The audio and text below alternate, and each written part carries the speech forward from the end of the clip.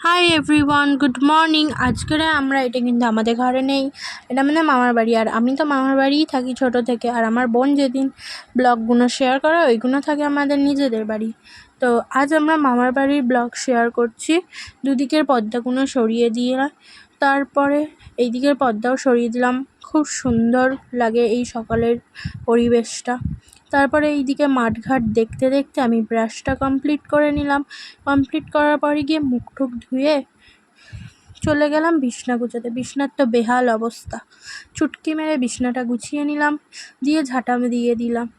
ঝাঁটা দেওয়ার পরই আমি সুন্দর বিছনার লুকটা আবার শেয়ার করলাম তোমাদের সাথে।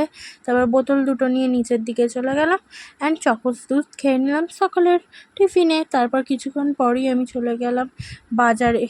সাইকেলে হাওয়া নেই, তবুও টেনে টেনে নিয়ে যেতে হলো হাওয়া দিতে।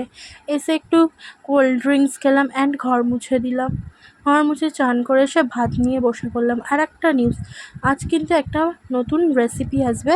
দুপুরে ভাতটা খেতে খেতে বলে দিচ্ছি, আজ বিকেলেই একটা নতুন রেসিপি আসবে এই চ্যানেলে। প্লিজ এই ব্লগটা ভালো লাগলে লাইক অ্যান্ড সাবস্ক্রাইব। এখন খেয়ে আমি ঘুমালাম।